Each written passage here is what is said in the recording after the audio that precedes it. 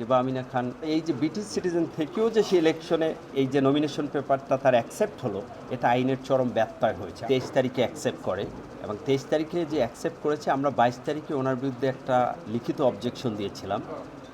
এখানে যে অ্যাপিল্যান্ট ছিল সে হচ্ছে মিস্টার মাসুদ মৃধা। উনি হচ্ছে বিএনপির আন্তর্জাতিক উপকমিটির একজন সদস্য এবং উনি ঝালকাঠিতে ওনার বাড়ি। উনি কয়েকটা অবজেকশন দিয়েছিল। এর ভিতরে একটা অবজেকশন ছিল যে Zeba Amina Khan she is holding dual citizenship, সে ইউকের সিটিজেন। আর সেকেন্ড হচ্ছে সে সিটি কর্পোরেশনের প্রায় অ্যারাউন্ড 35 লাখ টাকার হোল্ডিং ট্যাক্স পে করেনি। তার একটা ক্রিমিনাল মামলা আছে যেটা সে গোপন করেছে।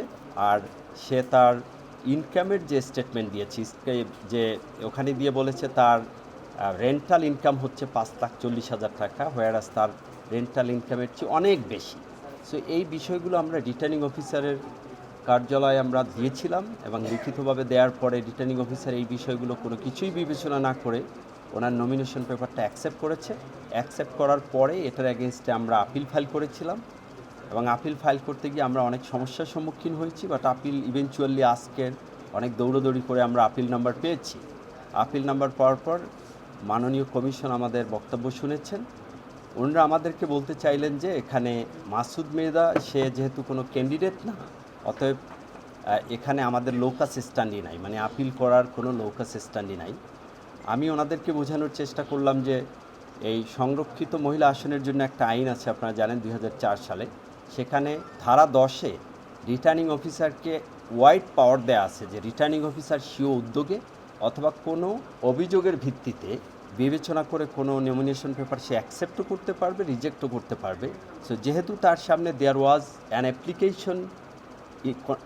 অ্যাপ্লিকেশনের ভিতরে অনেকগুলো অবজেকশন ছিল এবং all the supporting documents, returning officer যেহেতু সেটা বিবেচনা করে নাই, so that matter need to be taken before the commission by at least anybody. আর সংরক্ষিত মহিলা আসনের ক্ষেত্রে তো এইভাবে কোনো ক্যান্ডিডেট পাওয়া যাবে না। সো আমরা রেসপেক্টফুলি সাবমিট করলাম যে আমাদের লোকাস স্ট্যান্ডি আছে, এখানে there has been great violation of law. অতএব আপনারা এই বিষয়গুলো দেখেন, এতগুলো অ্যানোমালিস। এবং ইন্টারেস্টিংলি আপনারা একটা জেনে খুবই বিস্মিত হবেন যে উনি 21 তারিখে নমিনেশন পেপার সাবমিট করেছে। ওই 21 তারিখে দেখা যায় যে ওই দিন উনি নাগরিকত্ব ত্যাগ করেছেন। সেইটা লিখেছে যে নাগরিকত্ব কবে ত্যাগ করেছেন, 21 তারিখ, মানে যেদিন সে এফিডেভিটটা করেছে এবং নমিনেশন পেপার সাবমিট করেছে। বিকাশ পেমেন্টে 10,000 টাকার বেশি অফার, শপিং চলছে তো। উনি ব্রিটিশ সিটিজেন, নাগরিকত্ব কিভাবে ত্যাগ করবে? এটা ব্রিটিশের যে ন্যাশনালিটি অ্যাক্ট 1981 সালে, সেখানে বলা আছে যে এটা সাবমিট করার পর হোম অফিস এটাকে রেজিস্ট্রেশন করতে হবে।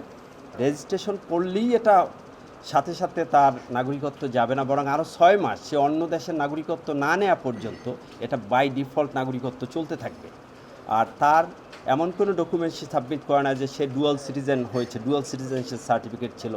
অতএব সে স্টিল ব্রিটিশ সিটিজেন এবং সে শুধু by filing an application she has not relinquished his citizenship. দেয়ারপর এই যে ব্রিটিশ সিটিজেন থেকেও যে সে ইলেকশনে এই যে নমিনেশন পেপারটা তার অ্যাকসেপ্ট হলো, এটা আইনের চরম ব্যত্যয় হয়েছে। আমরা এই বিষয়গুলো কমিশনকে বলেছি, বাট কমিশন অপারগতা প্রকাশ করলো যে এখানে আসলে তারা যেই ব্যক্তি অভিযোগ করেছে সেই অভিযোগের ভিত্তিতে তারা আসলে এই বিষয়টা বিবেচনা করতে পারে।